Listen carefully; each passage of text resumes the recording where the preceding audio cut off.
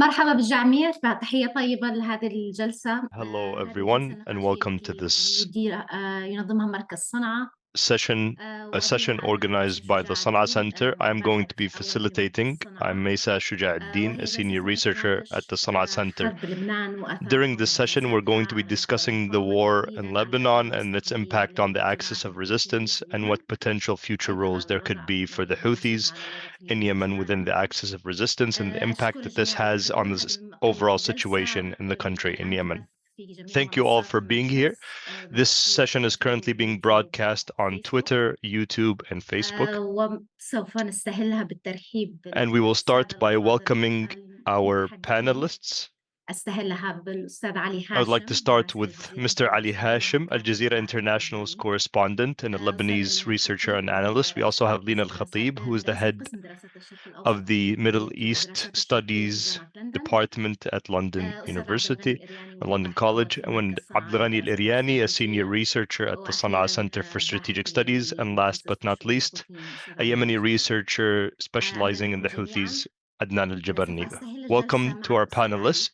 We will start أعتقد with أنك Ali. توك عدت من لبنان. I think you have just ممكن returned from تشرح Lebanon. لنا بشكل عام عن Could الوضع you please الحالي في tell us لبنان what the خاصة overall الوضع situation العسكري. is like in Lebanon, especially the military بعد الضربات اللي situation, تعرض لها حزب الله after خلال the الشهر الماضي. strikes that targeted Hezbollah أولاً شكراً last جزيلاً month? لاستضافتي First of all, I would like to thank you for أتمنى inviting يكون me, صوتي واصل and بشكل I hope جيد. that you can hear me clearly. حقيقة مر خلال الأسابيع What has happened الماضية over the تقريباً past few منذ weeks 17 من أول since the سبتمبر 17th حتى of September تقريباً بدايات شهر and until أكتوبر the beginning of October, كان يمكن القول إنه I يوم think we, القيامة we can بالنسبة say that it felt للحرية like وبالنسبة Armageddon لما for وراء Hezbollah المدنية. and for the طبعاً الجميع كان the يظن front that تحديداً they're بعد supporting. انفجار Everyone البيجر thought ثم after the pager attacks and then the walkie-talkie يومين متعاقبين explosions on two successive days, after which there was the assassination of Ibrahim Atid, one of the military commanders of the Radwan forces, and then Hassan Nasrallah's assassination, after which other commanders and leaders, everyone believed that Hezbollah was finished on the ground. But what we are seeing today is that Hezbollah did not try to go back to restructuring its most recently used structure, but that it went back into its archive with the remaining modern equipment that they or methodologies that they have, but went back to an older structure as a part of a broader axis in the region that includes the Houthis in Yemen, groups in Iraq, and Hamas, with the situation that it is in, and definitely Iran is also there in the picture in the background. What we have seen over the past few weeks was an Israeli attempt to destroy Hezbollah on several levels. On the security level, through the assassination of leadership, they also tried to target their telecommunications and the military infrastructure. And more importantly, it also tried to destroy the relationship between Hezbollah and its constituents, or the grassroots space. And I think that is an essential part in discussing what has been ongoing for Hezbollah and the axis of resistance in the Lebanese context. What has happened is that, and I think this has become clear, that there has been a security collapse in what had been known the very strong grasp that Hezbollah had. But what we've discovered over these past few weeks is that this very rigid structure had deteriorated. And the Israelis over the past few years, and especially after the expansion of Hezbollah, and even until the most recent moments before the pager explosion and the walkie-talkie explosions, this very rapid expansion, I've written about this a lengthy article on this topic a few days ago, but it reached the point where Hezbollah had ATM machines with, they had coupon cards. There was a real problem in defining what this group was. Was it a resistance group, or is it and so this has become difficult to understand, and even at our most basic or foundational level of who are the members of Hezbollah. Is it the elite group? Is it a number of is it people with real ideology, or is it a broad grassroots group that anyone can join? If we go back to the period before 2012, and I hope that I'm not taking too long. If you feel like I'm taking too long with this intervention, please let me know and I'll try to make it brief. But before Syria, joining Hezbollah was a very complex process. Any young man who wanted to join the group had to first go through very complex stages. There would be a preparatory stage of, it could go up to 2 years, during which they would carry out background checks, and also many cultural activities to prepare them religiously in their creed or doctrine. But after Syria, there was a greater need to recruit whoever was available, because the group needed to expand so that it would be able to carry out what was requested or needed from it. And so these barriers were no longer in place. And so this had repercussions, or at least created some logistical commitments that are much broader than what a group is able to do. When a group imports pagers from a company abroad, from Taiwan or from Hungary, this is because the needs have gotten much bigger than them being able to carry out in smaller scale activities through a much more limited and controlled supply chain. They've had to expand their supply chains because of the expansion of the group. And this is where the penetration started, penetration of the supply chain, penetration of at the level of the individuals. And also when a group expands, this causes internal problems, or this leads to internal problems. And these problems at their varying levels lead to more fragile or more vulnerable spots in this group. And I think, sorry.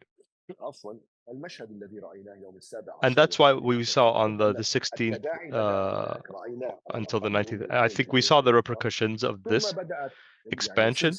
And then we started to see a series of dominoes following one after the previous one. But at this stage, it still feels like there are gatekeepers to Hezbollah. This gatekeeper, this unknown, unidentified person, is the person who was able to replace these new structures to older structures that Hezbollah had used in its history, going back to where it was in the 1990s as a more secretive resistance group. And now it has become difficult. It has become much more difficult to access these individuals, to get their names, to know who they are. And this is a very short period. Or even to get news pertaining to the group. And so we have started to see a return to taking initiative by Hezbollah gradually, by launching missile attacks and different forms of activities on the border, reaching also areas that are further down, like Haifa or Tel Aviv, using different types of missiles and drones, while at the same time fighting on the borders. And even up until my most recent visit a few days ago to Lebanon, the Israelis had not been able to go through the front line villages. These are the areas on the direct border. We haven't heard of the Israeli forces going to areas beyond the border.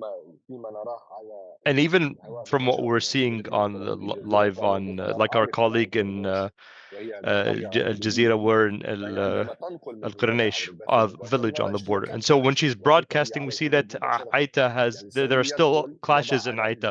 The Israelis go in, they put a flag up and take pictures, but then they're attacked and they have to retreat. And this is the cycle that we've seen repeating itself. This leads me to a question, Ali. The Israelis said that they have a desire to weaken Hezbollah. Hezbollah, within the axis of resistance, was the primary model, or the more inspirational model. to the other actors. And so they said that their objective was to completely weaken Hezbollah. Weakening Hamas has taken a very long time, and Hezbollah, their supply lines are still open. The Lebanon front is much more porous than Gaza. And so I had a two-part question. You were saying not that they recovered, but that they were able to pick things back up after the major strikes against them last month. But to what extent will this succeed in the long term? Because it's very clear that Israel has the capacity to wage longer wars, as has happened in Gaza. And Hezbollah is a much more important objective to Israel than Hamas. And the second point is this idea of supply lines. Is there a possibility of Hezbollah being supplied, especially with fighters? Can they be also supplied with arms from the axis of resistance in this time? And I'm not saying, I'm not talking about volunteers here, but I'm saying more full supply processes. I'll start with the first part or the first question. Can Hezbollah be weakened? Yeah, I think Israel has reached the peak of its strikes against Hezbollah. After having reached that peak over the past few weeks, I don't think there's any higher it can go. Killing Hassan Nasrallah, that's for a group like Hezbollah, at least from what we saw as observers, the link that the grassroots and the fighters had with him, and that influence that Nasrallah had. For example, there were people who described Hassan Nasrallah as the 13th Imam, because in Shi'i ideology there are 12 Imams, and some people had reached the point saying that Hassan Nasrallah, because of the victories that he was able to achieve and because of what he has done for them, is the 13th Imam.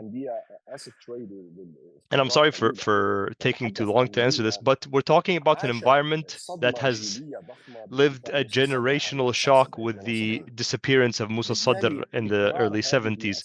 And so a repeat of that with the disappearance of Hassan Nasrallah, because there wasn't really a closure for this page. It wasn't turned up in the relationship with Nasrallah.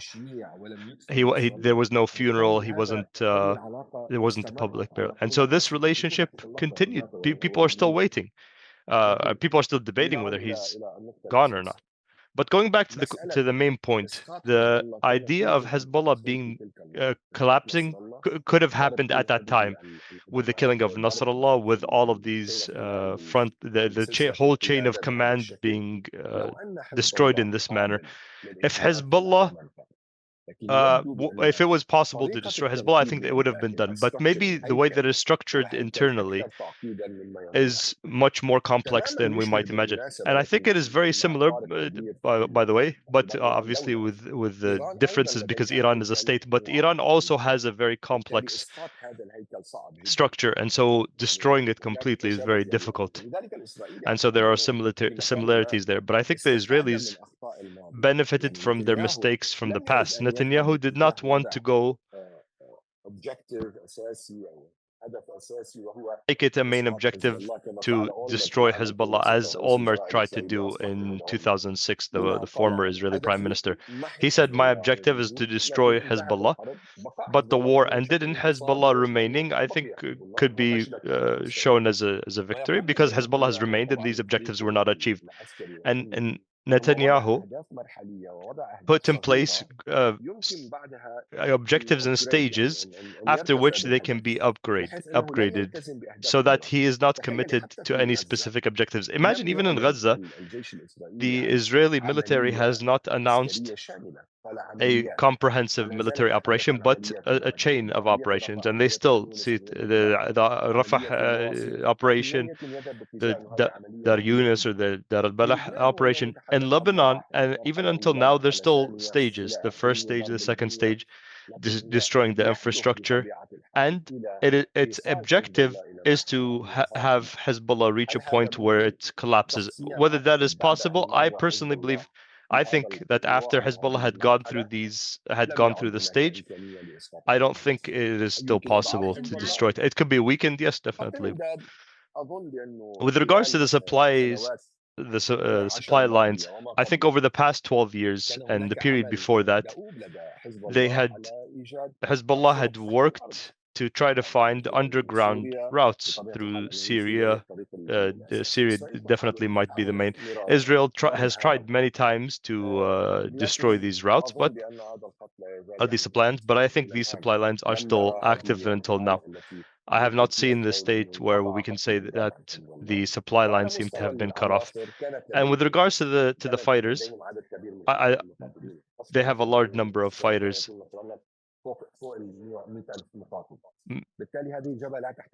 And so this is a front that doesn't need additional fighters. And if it does, then I think there are some there are fighters in Syria from Afghanistan, from Iraq, from Pakistan, from Syria. There's Yemenis as well, and Iranians in Syria. And so I don't think that the issue of the number of fighters is a problem, and I don't think they'll need to bring people from outside, because the importance of Hezbollah on the ground today is that they know the ground that they are fighting, and the people and unlike what the Israelis are saying, I'm someone from the southern Lebanon, and I know it. Those who are fighting, they're using the geography. There are fighters there on the ground, and they're divided into groups based on the village where they're from. And these people have not. They still haven't gotten to the second line of commanders, and if Israel is able to even cut off these supply lines, there'll still be others that remain. Thank you very much, Ali. Lena, continuing our discussion of Hezbollah, to what extent do you think the strikes that Hezbollah sustained over the past month has affected it, from your perspective? And to what extent do you think it affects its position, whether in Lebanon or on the regional level, as one of the most important, actually the most important actor within the Iranian-supported Axis resistance? Thank you very much.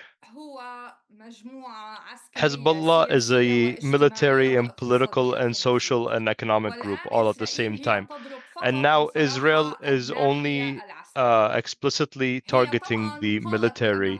Yes, Israel has said that it is also targeting the economic file through attacks on buildings owned by Al-Qard al-Hassan. But anyone following Hezbollah will know that Al-Qard al-Hassan is a single one of these institutions out of the many institutions controlled by Hezbollah, and it is not the bank that the salaries of the fighters, for example, are paid through. And like any financial institution, it cannot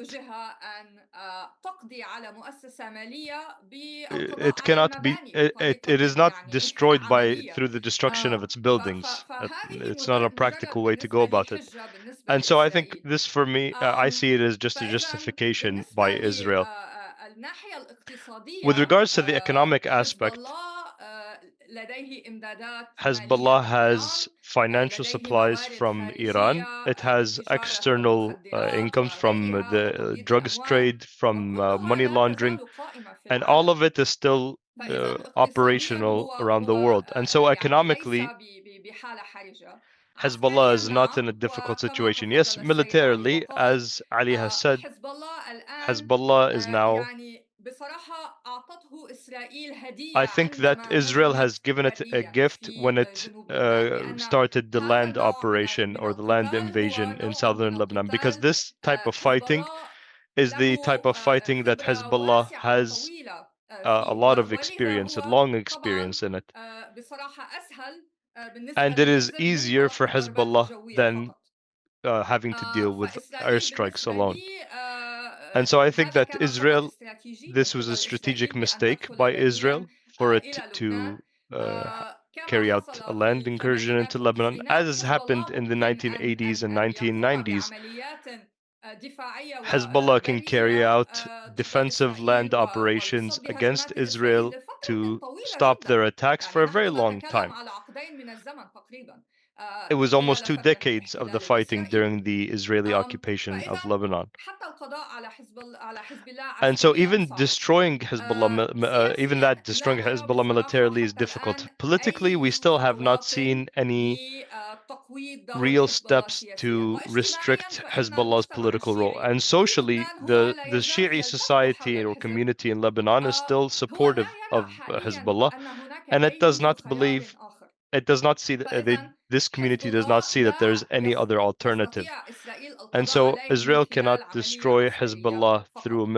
through just a ولكن هل military هو operation. ضعيف But عسكريا؟ نعم. is هل Hezbollah هو weak ضعيف militarily? Yes, سياسيا it is. داخليا Has في it been لبنان؟ weakened نعم. politically inside لا Lebanon? Yes, تخلى it has. عنه المجتمع Has الحاضن؟ لا. its grassroots community واقتصاديا given هو up لا on it? يزال No, it has not. And economically, بحالة يعني يستطيع it is الاستقرار من still in خلالها. a ولكن situation in which بالنسبة it can للوضع survive. الإقليمي But with regards to the طبعا regional situation, الحزب هو مهم جدا. نحن yes, الآن Hezbollah is نتكلم very طبعا important. أيضا عن We're talking اليمن. about هو مهم جدا when we بالنسبة talk about Yemen للحوثيين as well. مثلا. Hezbollah is very فإذا important for the Houthis.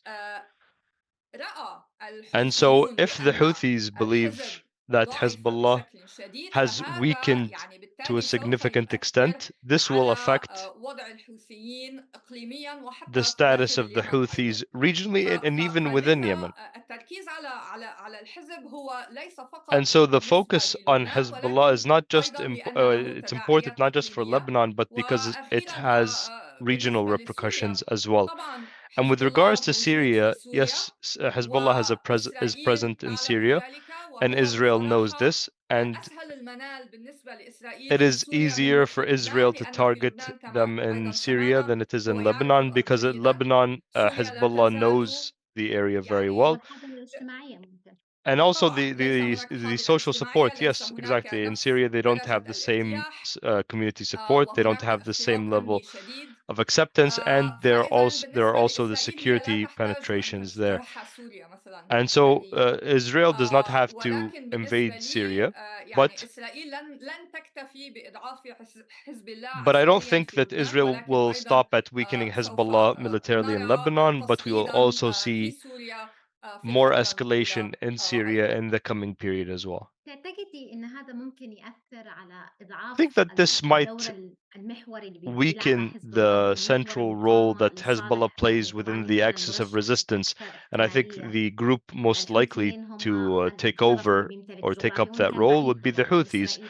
كثيرا، even though لكن it's ممكن يكون the areas they control are لعب distant بعض from Israel, الأدوار but the Houthis can play ممكن some of the تعوض roles حالة انشغال الضعف اللي ممكن that أصابت حزب الله.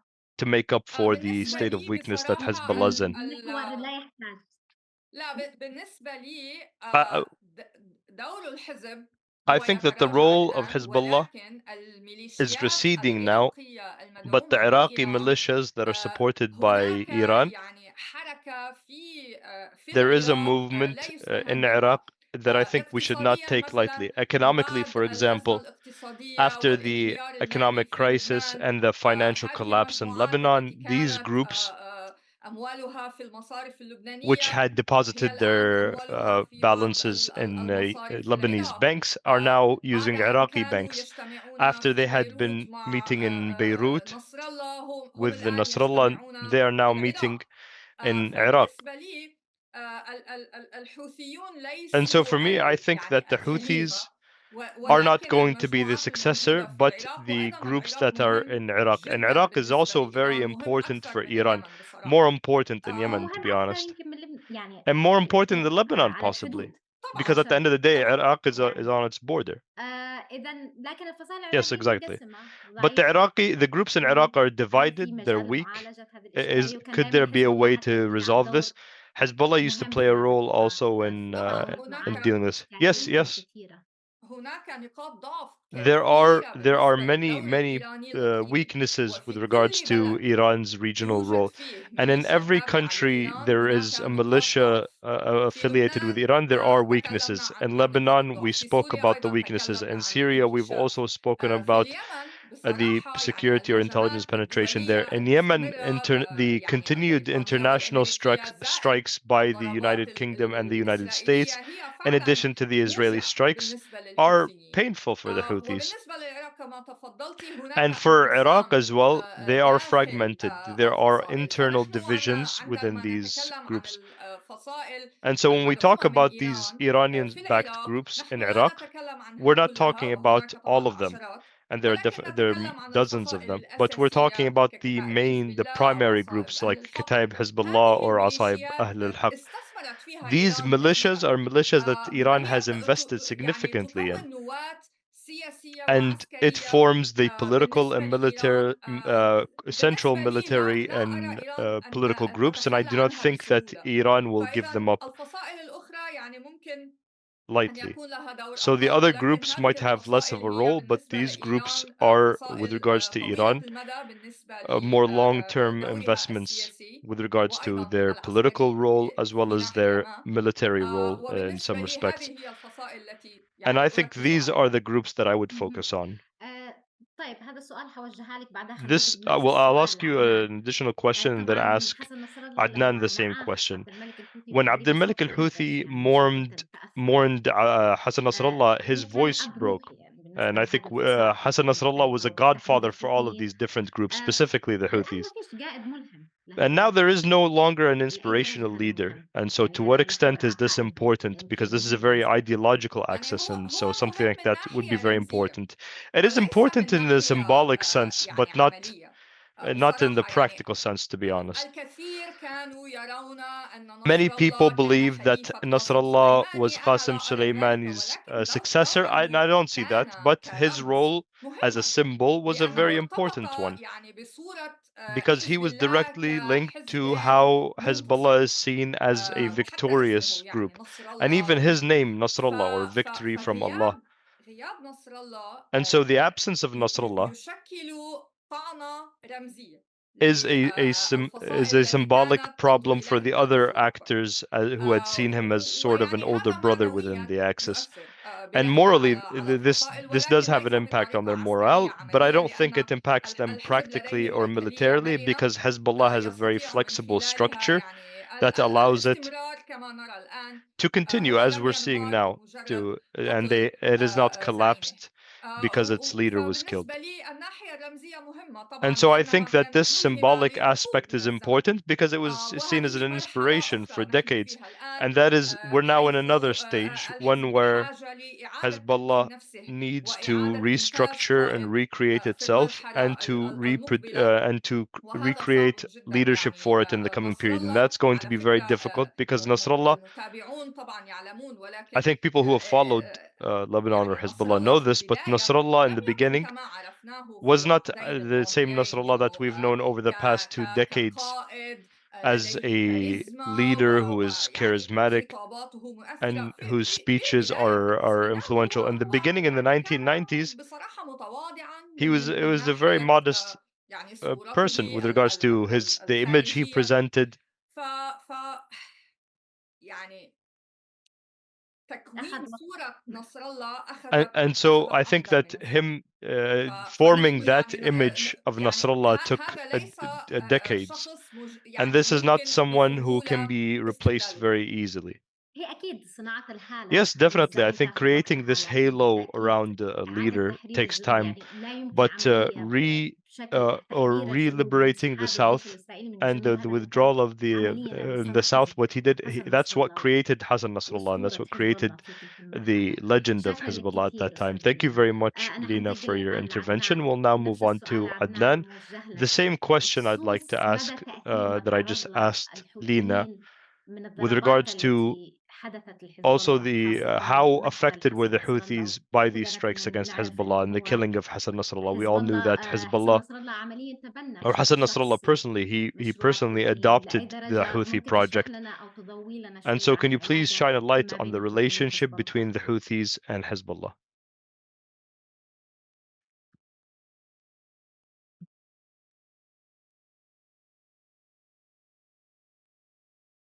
عدنان صوتك أنت بتتكلم ولا Adnan, ما you're فيش muted. مثل؟ You haven't unmuted yourself. عفوا Sorry about that. مرحبا Hello, everyone. Can you hear me now? Yes, perfect. Yes, there's definitely a significant impact in what's happening to Hezbollah on the Houthis, especially the killing of Hassan Nasrallah.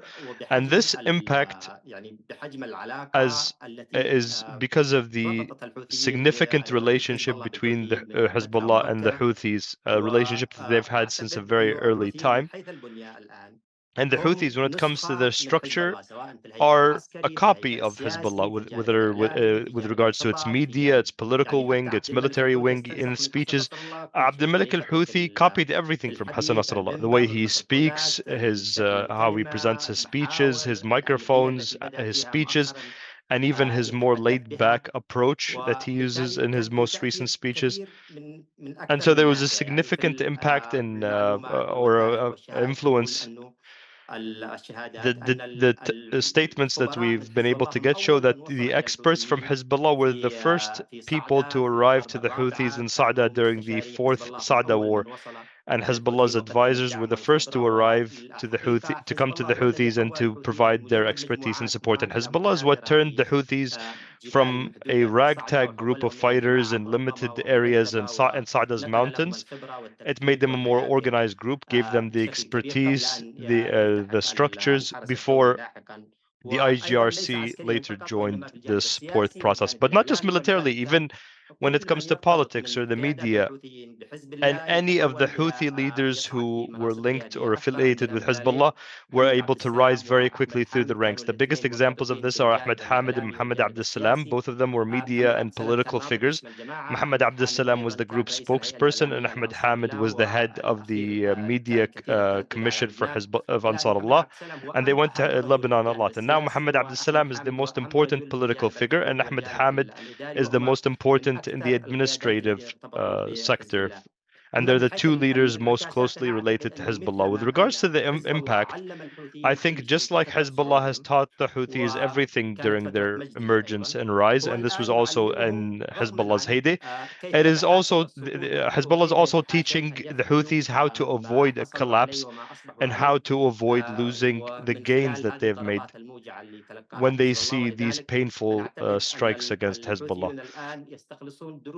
I think that the Houthis are now learning a lot of lessons from Hezbollah, as they've always done, so that they don't fall into the same mistakes. I think the first lesson that the Houthis have learned is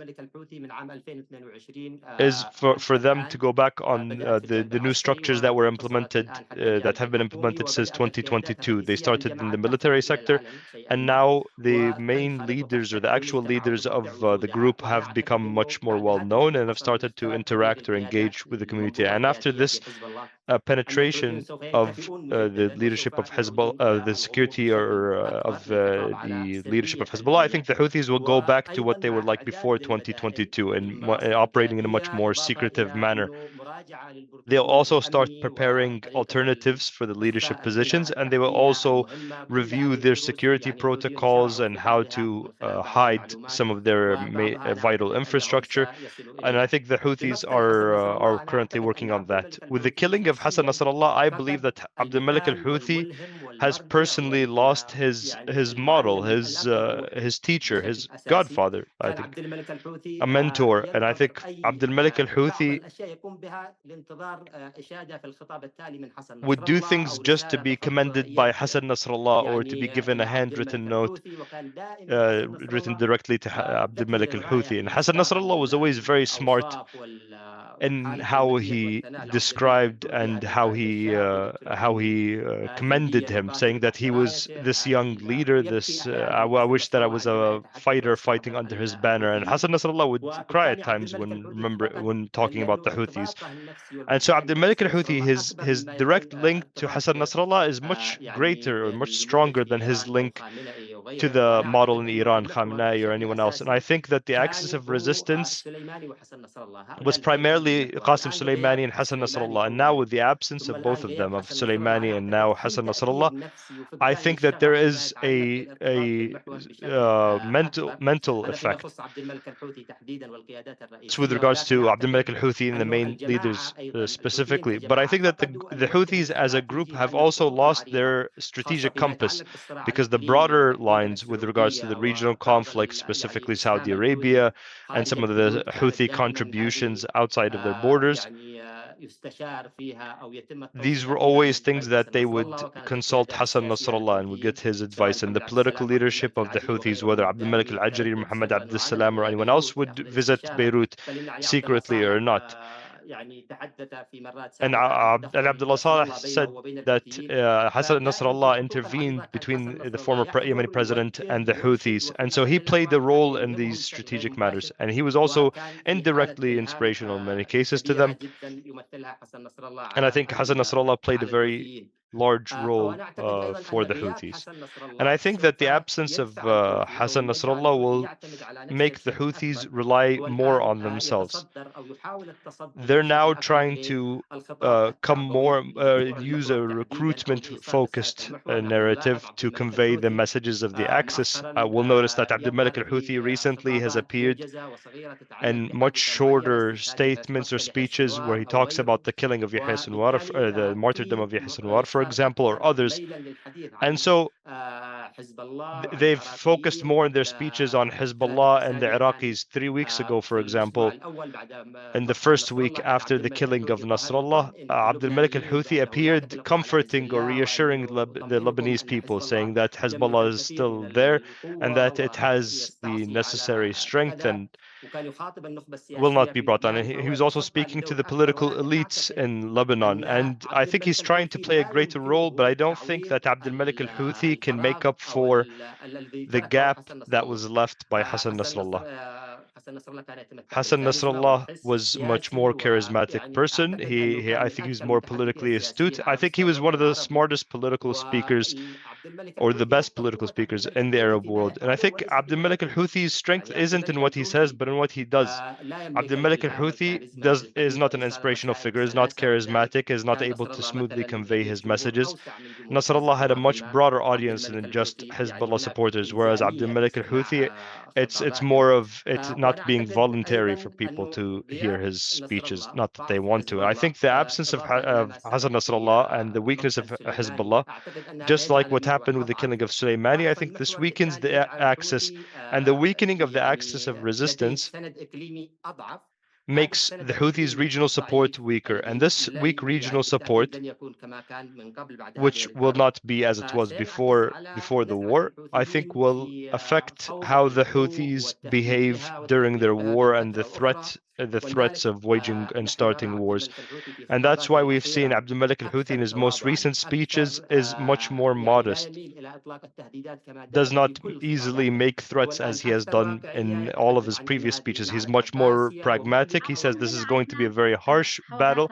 Sorry, Adnan, to interrupt you, but you said that's a very important point when you talk about the Houthis and saying more realistic, because the Houthis, as we say in Yemen, are always maximalist. They're always very enthusiastic, much more than they need to be. And I think they have the ideological aspect, they have the enthusiasm, and they also are a youthful group. They're still in the first generation. Even Hezbollah didn't have a first generation like the Houthis, a first generation who were all fighters and then becoming commanders. And so can we say that this shift has actually occurred? Have they become more realistic?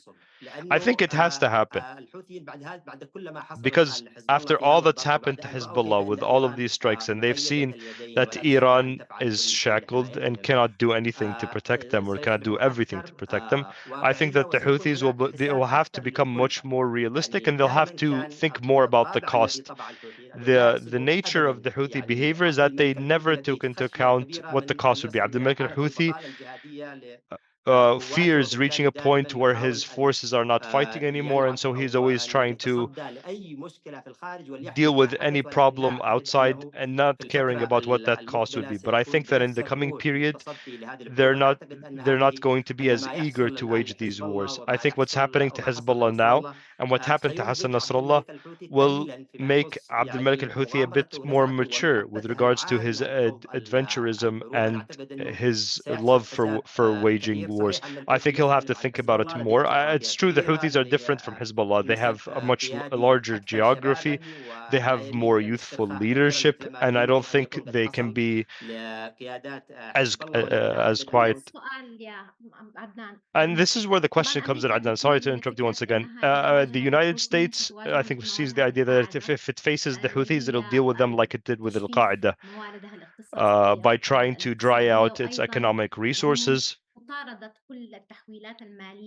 by sanctioning its transactions and transfers, and anything economically related to the Houthis. And the second point would be to target the leadership.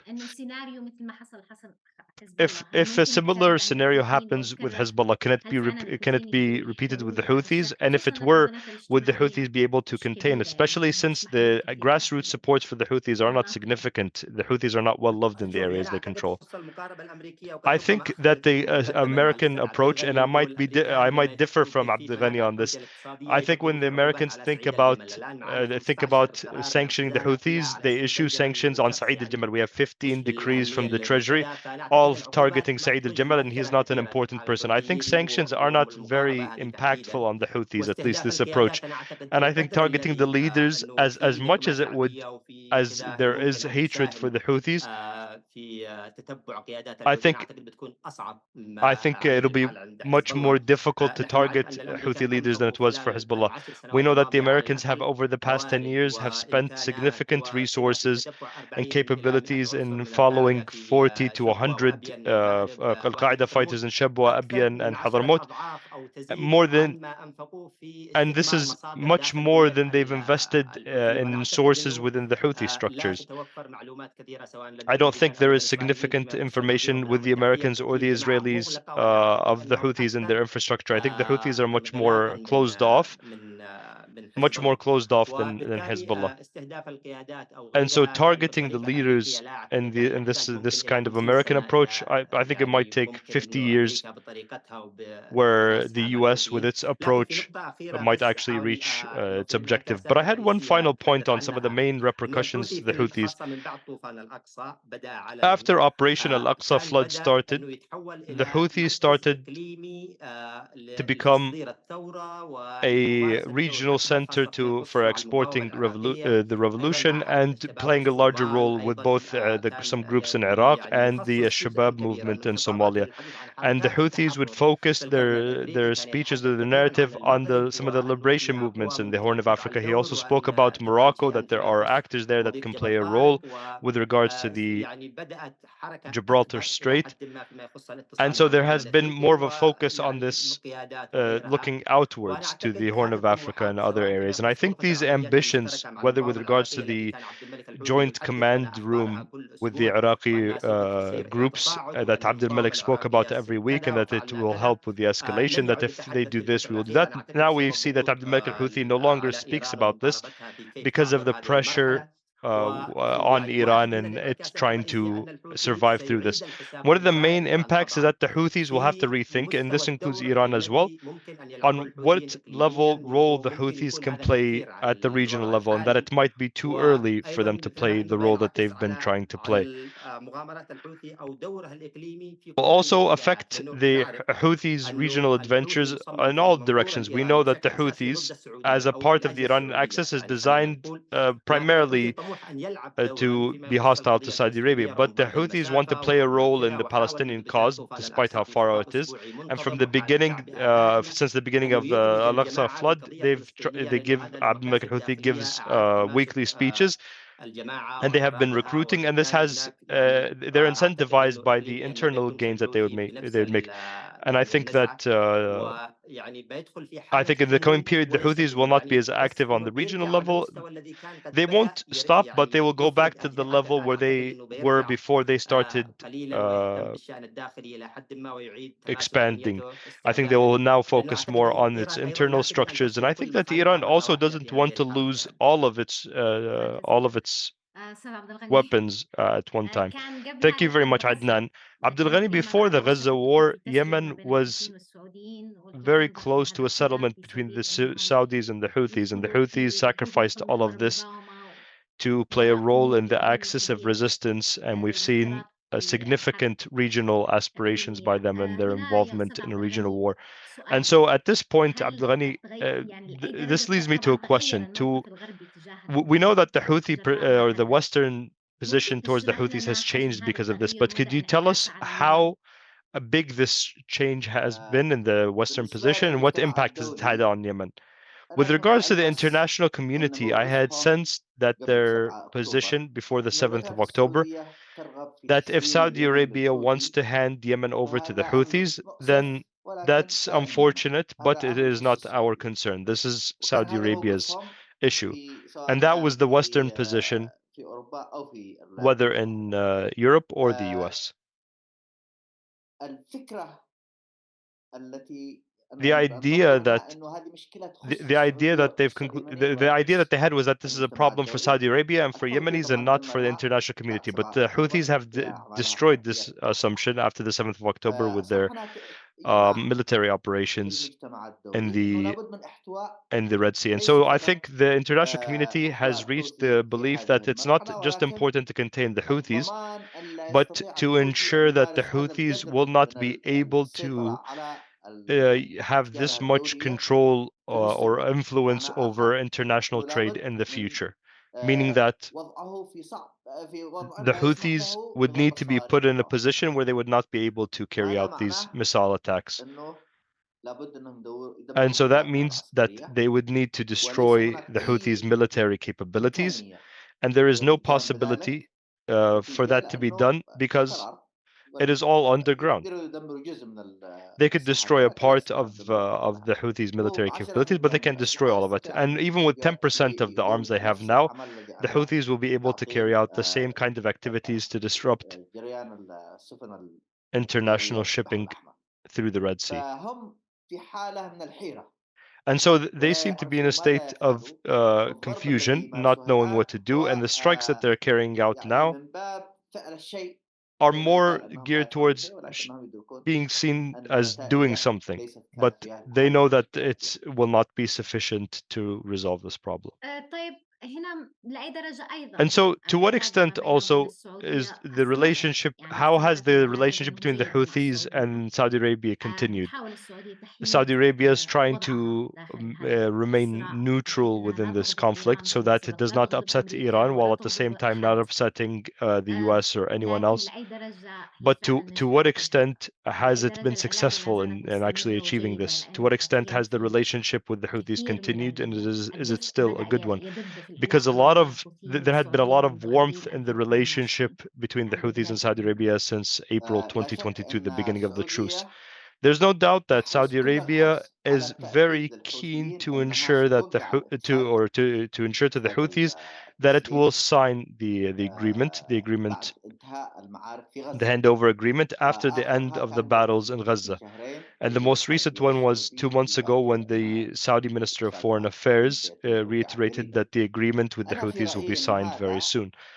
I think that this is a result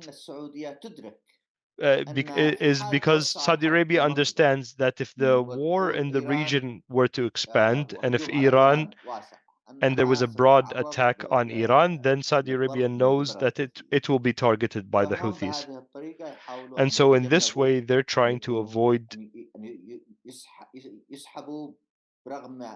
being dragged into the broader regional conflict. And it seems to me that the Houthis understand this, because throughout the past period, they've made threats of targeting Saudi facilities. And if you'll notice that over the past period,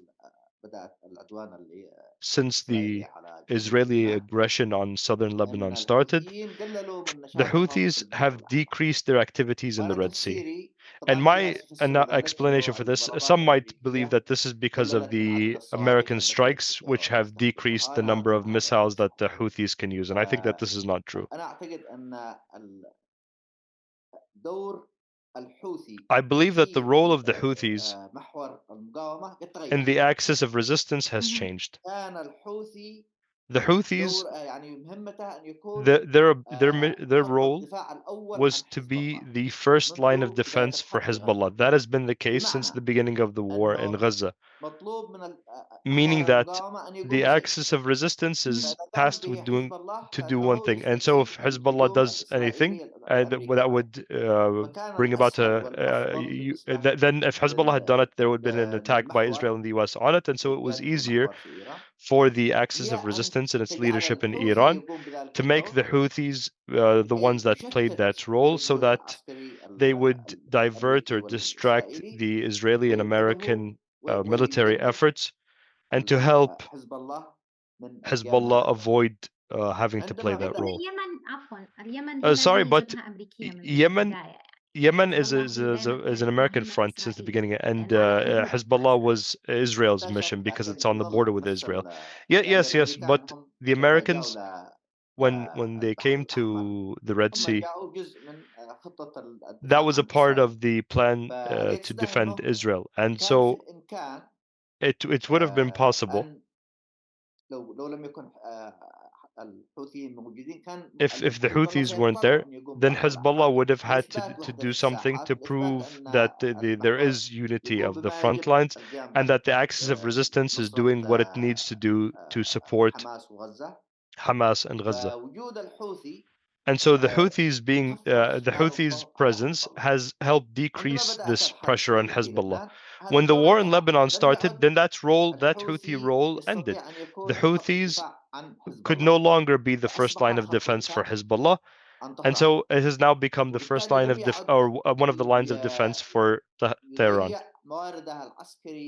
And so it no longer uses its military resources in the Red Sea, and it is now trying to save its military resources, especially drones and missiles, so that if Iran is targeted in a broad strike by the US and Israel, then the Houthis will use the resources available to try to divert or distract these military efforts against Iran and not against Hezbollah. I think that the Houthis will carry out attacks on Saudi Arabia, on oil facilities, but the Iranian Minister of Foreign Affairs visited Saudi Arabia, and they had said that there was an agreement that Saudis would not allow their airspace to be used for an Israeli strike. And so it's clear that there is an agreement after the Chinese mediation. Do you think that all of this might collapse? If the attack, if it's a limited attack, such as the one on the previous time, then that won't happen. But I'm talking about an open war on Iran for the purpose of ending its nuclear program, or possibly for the purpose of regime change. And this is something that not only Netanyahu has spoken about, but also the extreme right in the United States. And in that case, the Houthis will have a role in defending Iran. Do you think that scenario is possible if Trump is elected? I think that when they say here that the tail wags the dog rather than the dog wagging the tail, I think that Netanyahu wags the United States when it comes to this issue, and he can draw it involuntarily into a full confrontation against Iran. Unfortunately, the Zionist lobby is very powerful, and its power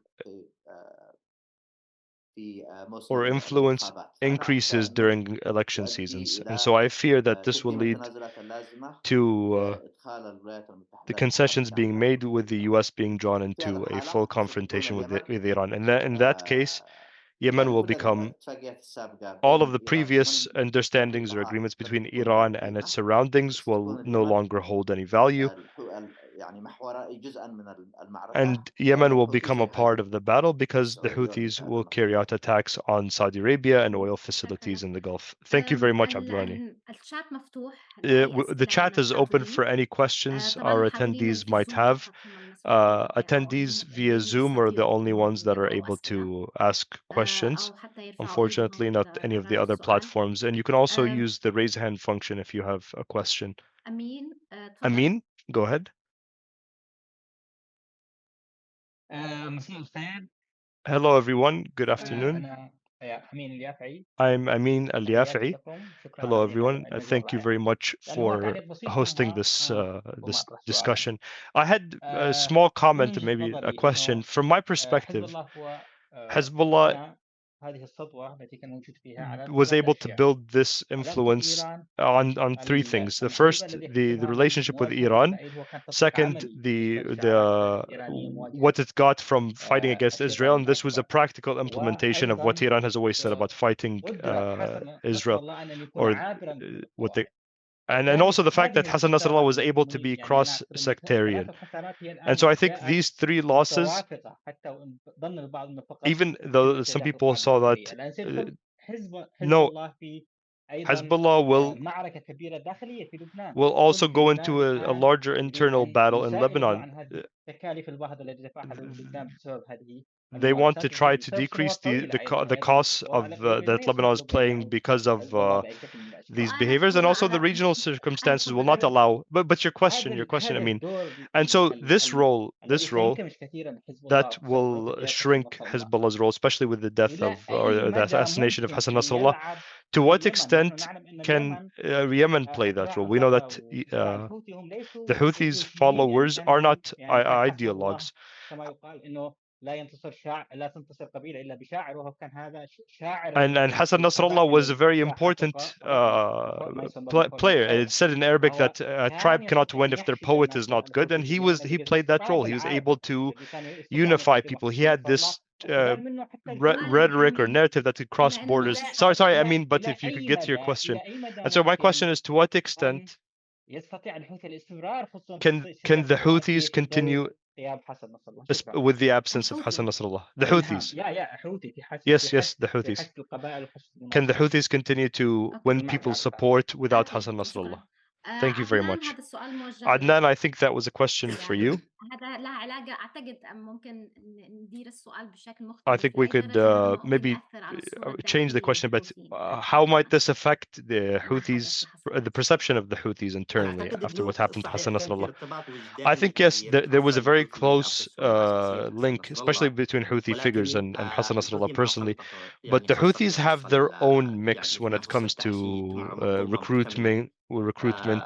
They have their كبيرة. own يعني احنا نقدر نقول complete انه system. حسن نصر الله كان I مؤثر think we can say بشكل that Hassan كبير على Nasrallah was الحوثي، very والحوثيين influential on the Houthis, المؤدلجين and the أكثر more يعني on the كانوا مرتبطين ideological به Houthis. بشكل They were the أكبر ones who were كشخصية. much closer linked to him as a ولكن figure. ما حصل But what has هي happened أكيد with بتربط his السردية absence, I think الكاملة that will للمحور، definitely خاصة affect that whole narrative الدولة of the axis العابر of resistance, يعني especially this للمنطقة. وأنا أعتقد إنه الحوثي cross-border role. المؤدلجين And I think والمنضبطين that the والمعطلين، ideological عبد الملك الحوثي Houthis, بالنسبة لهم Abd al-Malik al-Houthi for them كافي فيما is يخص هذا. وبالنسبة sufficient when it للتمثيل comes في to معهم having this leading figure. And with أدواتهم regards to مكتملة recruitment, they also اجتماعيا have their فرديا own ورأسيا وإمكاناتهم، social ولا أعتقد structures for أنه that, سيؤثر social كثيرا. and ما military أعتقد أنه structures في هنا that أشياء are السؤال يا vertically عدنان، and horizontally لو integrated. افترضنا And so I don't think, well, but هنا Adnan, if Iran's ما فيش محور support مجاومة، ends, if there is no longer هل هذا سيؤثر أصلا على axis الوضع of الداخلي resistance, للحوثيين will this كحد affect the دور internal محلية situation داخليا of the Houthis كحد as the دور محلية largest, as the عسكرية؟ most powerful military أنا group in أعتقد Yemen? سيؤثر، لكن مش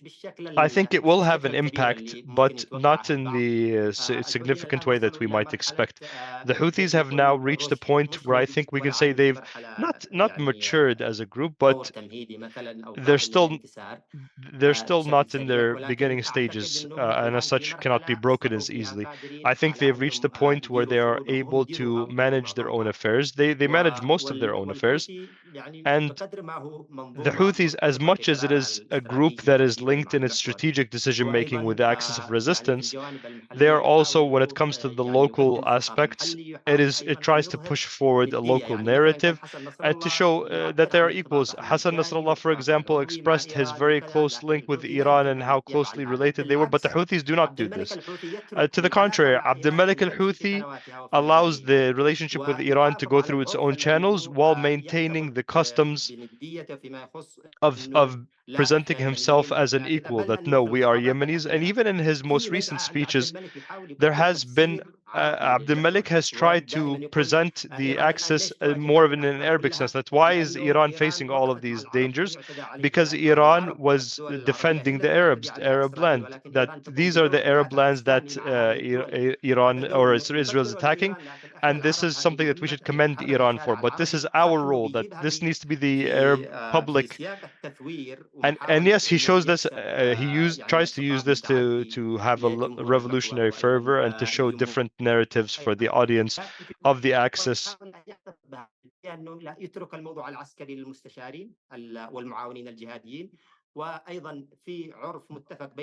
There was also an agreement between them and the Iranians that no one gives statements. This was not the case before. That when you go to the Iranians, they'll say the Houthis make their own decisions, and the Houthis say that we're the ones making these decisions. So there's still an attempt to maintain this public image, because to show that they're making their decisions on their own, despite the fact that there is significant Iranian influence on the Houthis in the making their decisions.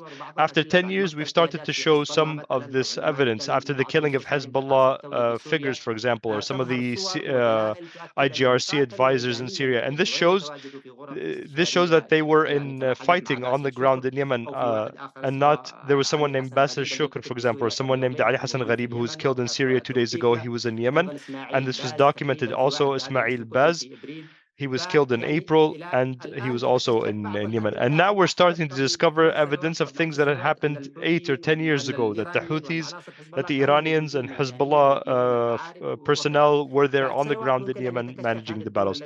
And after a few years, we might even get more information about this. But there seems to be some sort of agreement or understanding that they would not show this as much in the public. But going back to the idea of the influence, I don't think it'll be as significant, especially on us as local actors or as Yemeni society. I don't think it'll have an impact, because we were more focused on the local aspects.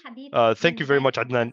Lina, there has been talk of unity of the battlefields since the beginning of the war in Gaza. How far do you think the Axis has been successful in presenting this idea, and was it actually unified?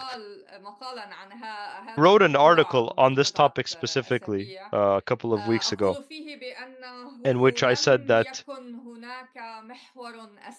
there was not an axis in the first place, that the idea of an axis of resistance is an Iranian idea that is not related to what's happening in reality. For me, how I see it is that there are groups who have the objective, and their objective everywhere is a local objective, a local one. So, for example, with regards to the Houthis, with regards to Hezbollah and others, the main objective is to maintain their prominent military and political role within the various countries that they are from. And their objective is not that these groups are working together and coordinating together to become a single and unified military front against Israel. Is this because its structure does not allow for that? Is there no possibility for coordination at a higher level? No, there is no will. There is no will. The will is not there. The intention is not there, because their interests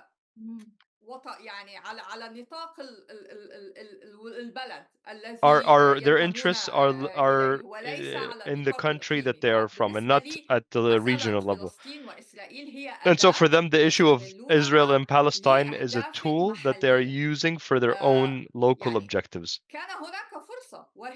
There was an opportunity on the 7th of October in 2023.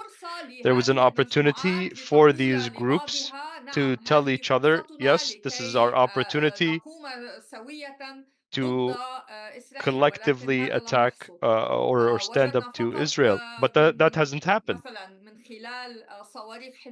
We saw Hezbollah missiles, and this was an attempt to save face more than anything. In Syria, al-Assad's regime did not want to get involved at all. In Yemen, the Houthis saw this as an opportunity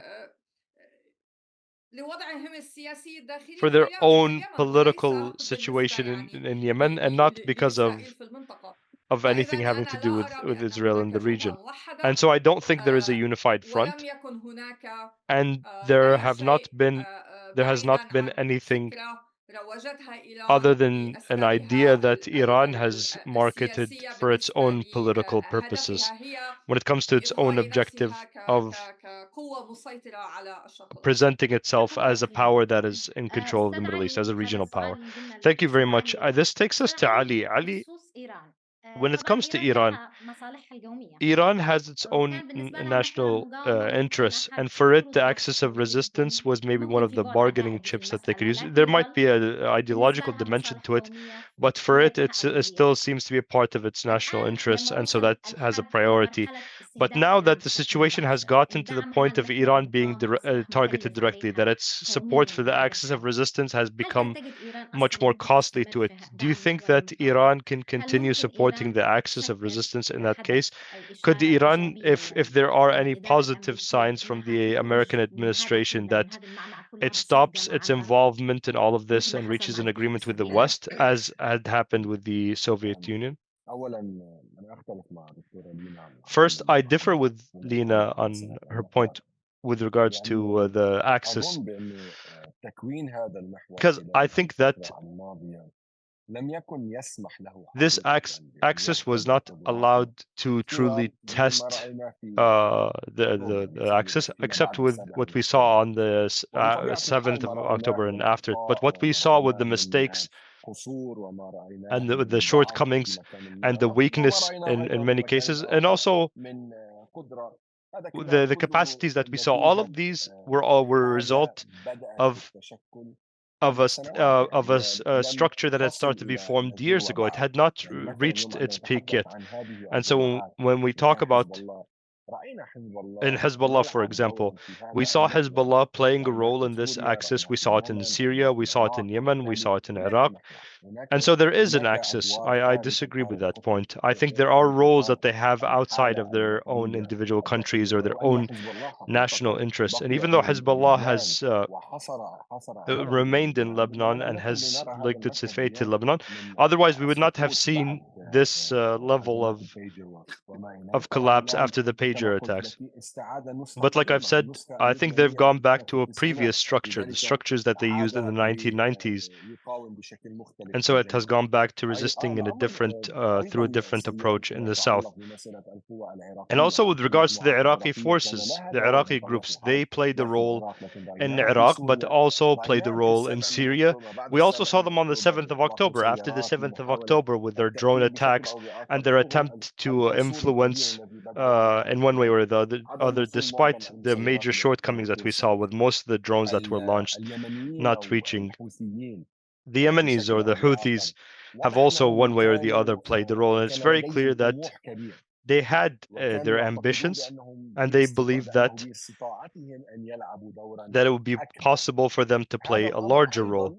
And this is something that also showed the limitations. There were limitations, and they're linked to the fact that we're not talking about Israel, for example. If Israel was operating on its own, then the situation would have been much easier.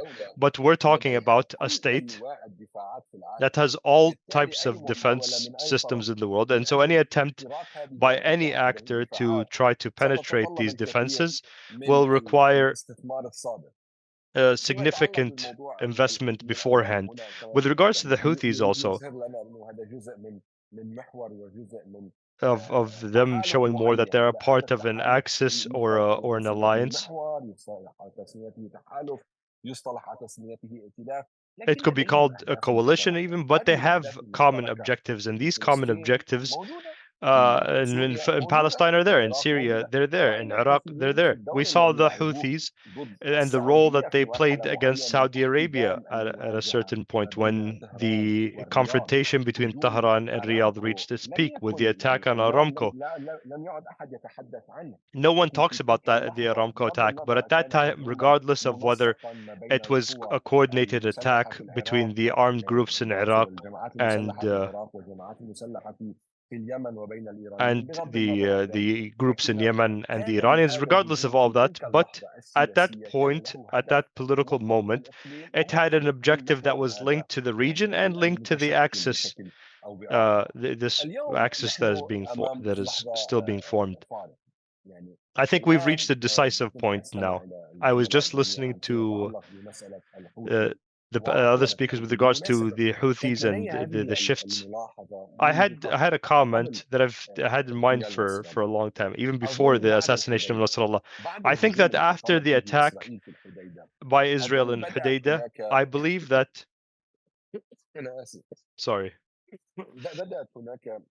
have started to be a dose of rationality has been introduced to the Houthis, because I think at a certain point, the Houthis and their attacks on ships and their launching attacks on Israel, it seemed like the Houthis were outside of a track that had been set for them by the Axis, because the Axis in this battle on the 7th of October, the Axis was not ready. Sinwar put everyone in front of a bitter reality, even the Israel and the US and the Axis and Iran. It was a difficult position because they had not yet reached the point where they would be able to engage in this battle. Yeah, it was the group that responded, but they were 2,000 kilometers away. Sometimes I'm surprised by some of the ideas that we hear from analysts from the Axis itself. They said that this war came at the wrong time. But when does war ever come at the right time? You don't get to choose that we get it at this timing. War always comes at a surprising moment, at a time when you don't expect it. When you raise your expectations or raise your demands, then you need to confront the reality. And so my question, Ali, what about Iran? Can it take a deal that would allow it to withdraw from this? I think Iran cannot dive head first into it. Meaning, when I talk about Iran, this is based on its history of for a very long time, from the Safavid state until now. So for the period after the Islamic conquest or the Islamic entry of Islam into Persia, and then the first state that was formed in Iran was the Safavid state. And from that time and until now, when Iran became more open to the region, it would fall internally. Even at the time of the Shah, when there are discussions with Iranian opposition figures, this is not the first Iranian state that has efforts outside of its borders and attempt to create influence. This has always been a very natural ambition for a state like Persia. And even at the time of the Shah, Muhammad Rida Pahlavi, he had investments in Lebanon and in Yemen in the 1960s war. There were Iranian advisors, and it wasn't just. And they were part of an alliance with the Kingdom of Saudi Arabia to support the imamate. In Oman, they had interventions. In Lebanon, they had interventions. And the head of the Middle East Department in the Savak in the 1960s, when they were asked why they support the Kurds in Iraq and support the right in Lebanon, they said, so we don't have to fight Abdel Nasser in Tehran. And so this is always something that the ruling class in Iran has kept in mind. I think the idea of an agreement is not possible, because then it'll be Iran on the cutting board. But to what extent can Iran go into a confrontation? It's become a matter of life and death, I think, on both sides. If they reach an agreement, then they might fall internally, and if they don't,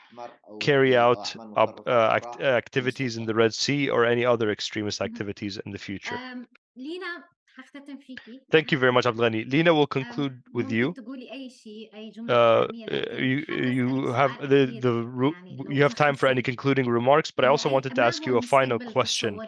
What future do you see for the axis of resistance in the coming نعم period? يعني كما قلت بالنسبة لي Thank you, هو Mesa. ليس As I've محور said, مقاومة it's not an ضد axis of إسرائيل، هو resistance against محور Israel. It is an axis لتأثير إيران for الاقتصادي. Iran's وبالنسبة لي influence in فنحن the region. الآن And so ندخل from my مرحلة perspective, I think we are جديدة now going هي into مرحلة a new تقويض stage, one نفوذ where إيران في الشرق Iran's الأوسط. influence in the Middle وهذه East is مرحلة going to be طويلة restricted. This is going to سوف be a long تأخذ stage, one in بصراحة which كل سنوات will الإدارة take one الأمريكية that will الجديدة. take all of the ولكن بالنسبة term of لي the coming American يعني نحن administration الآن في يعني in مرحلة duration. تاريخية. And I think we are now in a historic شكراً stage when it comes جزيلاً. to this. Thank you شكراً very much. جزيلاً لجميع Thank you الحاضرين all very والمتحدثين much. Thank you for والأفاضل. the شكراً لكم attendees. Thank جميعاً. you to our انتهينا panelists. من هذه الجلسة. Thank you all for being here and participating, شكرا. and goodbye.